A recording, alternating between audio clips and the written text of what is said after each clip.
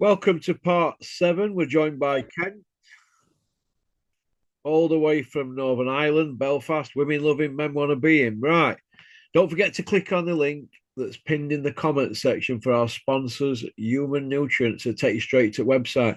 Ken, tell me about Adrian Mowell and what's gone wrong for him at Sky while he's been there, and what will he be remembered for, aka Ben Shalom? One thought that comes to mind is divide and conquer. Yeah. Yeah, it was.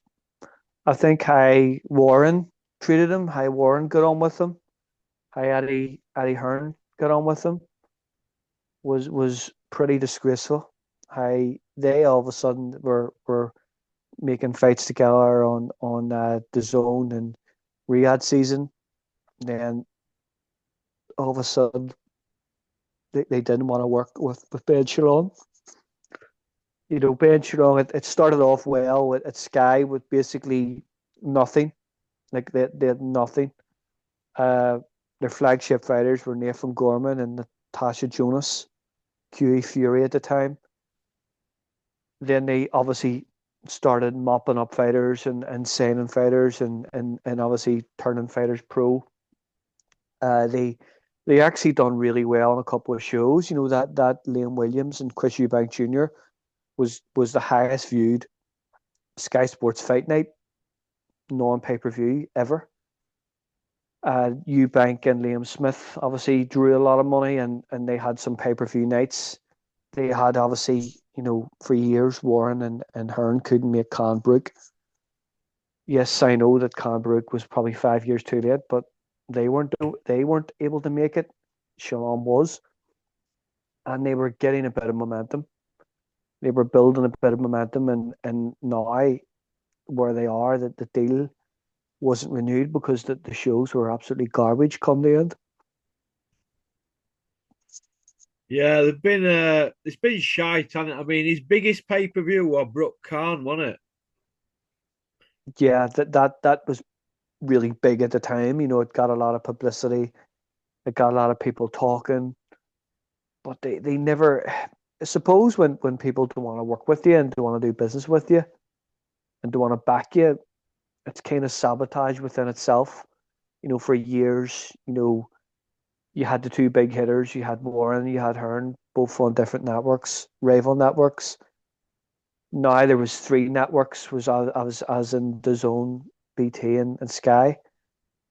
But it was kind of like a pact. It always seemed to me like there was a pact there. It was almost like back in the day, Warren always pipes up about how tough he had it with, the cartel, as in Jarvis Astor and Mickey Duff, and they had, previously booked out all arenas and had TV dates that nobody could use, and he couldn't.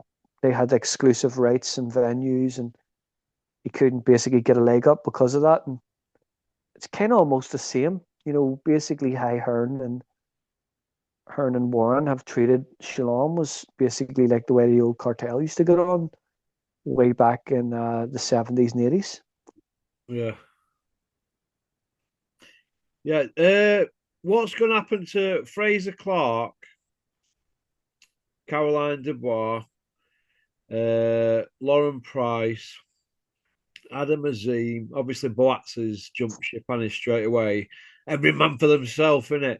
What do you think is going to happen? And do you think that the so called big noises in boxing, Hills, Bricktop, do you think and Robert Smith? Do you think they've stuck it to him? Because Robert Smith pulled somebody off Adam Azim's fight at Barnsley, didn't he? But he didn't pull Eubank out against Ben, did he? What do you think the establishment have been against Adrian Mole from the beginning?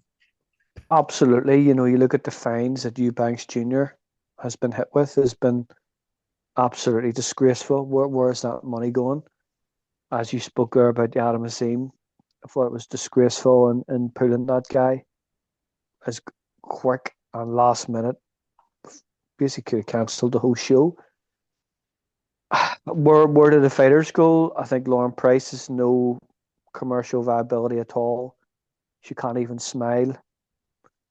Uh, I don't want to watch her. She's no personality. She can fight, but she doesn't have anything that's gonna translate onto. She doesn't cross over. I think she'll probably go to Jake Paul's promotional outfit. Yeah, like Terry Harper. Yeah, I think Caroline Dubois will go into that umbrella as well. They'll fall into that umbrella. I think Adam Azim. I don't know. I think Adam. I'm calling it right now. I could see Adam Azim going to America. Can he? Probably Golden Boy He's would. been McGuigan, isn't he? Yeah, I think Golden Boy would be a great move Yeah. for him. I think Fraser Clark is rinsed, so I don't see where he fits in. I think he'll fight here and there for a title here and there, but I don't think he'll be the. I don't think he'll have the aspirations now. Obviously, when he came through, he was a medalist. He was commentating. He was a lot. He was there a lot on Sky. I don't see him getting that on the Zone, or I don't see him getting that on. Obviously, I was going to say TNT. There is no TNT now.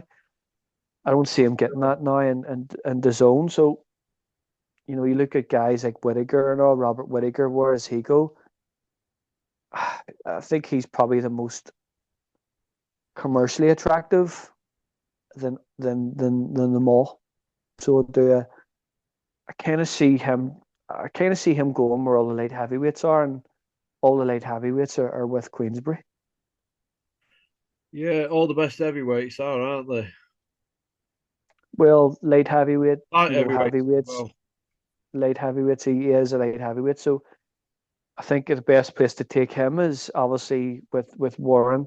What Uh, about Willie Hutchinson against Callum Smith? Do you think that's a good fight? I think Callum Smith would smash him. To be honest with you, I think Yeah. Callum Smith. I think if you're Callum Smith right now, you're saying to yourself, well, going for Willie Hutchison right now off the Boatsi win is a massive step down. Like that's a guy that Boatsi I comprehensively know, yeah, beat. but Callum Smith is it a miss? He's not active, is he? I think Callum Smith, since he left Joe Gallagher, has been that way. He's just been obviously waiting, obviously for he's obviously just sitting in recess and waiting for big money fights, obviously world title fights. So I don't think I don't think that's really a fight that I would want. If I was Callum Smith, that wouldn't be a fight that I would want, to be honest with you. Willie Hutchinson's 11 months out at ring now, and he's pushing 28-year-old, so he needs to get a move on, doesn't he?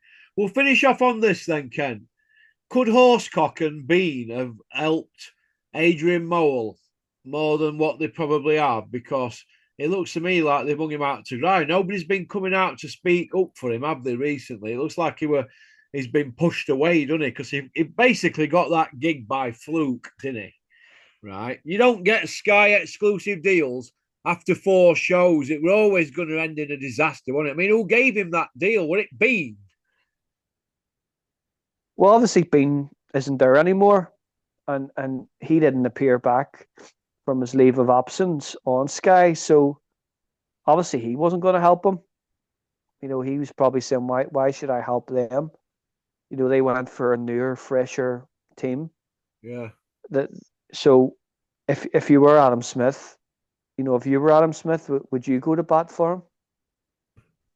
Uh, well, Adam Smith was saying he's my little brother, and I'm so protective over him when they were riding high, when Bean was still at Sky, and then when obviously Bean went and did what he did, he's come back, and it looks like there were no room at the inn for him at Sky. So personally, I believe that Bean didn't do him any favours once he was on the outside looking in and couldn't get back on at Sky. I think Bean went after him, and I think Horsecock thought, yeah, I could have his job. And no, it's happened, has it really? It looks like Sky's gonna let people come out and try to get them slots. Dennis Hobson, Steve Goodwin have put bids in, haven't they? Or they're wanting to work on Sky on a trial basis, and I don't really know what's going to happen to them. A big behemoth like Sky, and it looks like it's been torpedoed, doesn't it, by the lot of them? Bean, I think Mowell, they've all had an hand in it. Horsecock. the person I feel sorry for most here is McCannacy, because obviously a lot of McCannacy fighters were fighting under Boxer. Obviously McCannacy lost his deal with Channel 5, which he put on a lot of really good fights and cards over a 3 and 4 year period with a limited budget. Then he lost it. I don't know why he lost it, and they give it to Wasserman Boxing. Wasserman Boxing's shows on Channel 5 have been the worst terrestrial boxing shows I've seen ever. Oh, Callum So Sauerland and his brother, Nipple, whatever he's called. They need to. Is it Nipple Sauerland or something? Or something? Nasser, or That's it. whoever. We'll call him Nipple anyway. Old Big Nipple and Calisurat. I think they need to turn it in now and stick to Misfits. Do you? No, what I think first, obviously first now, I'm not really one for talking if you look at this, but I actually think Caller Sauerland needs to go and get a hair transplant You need before to he get even thinks some. about boxing.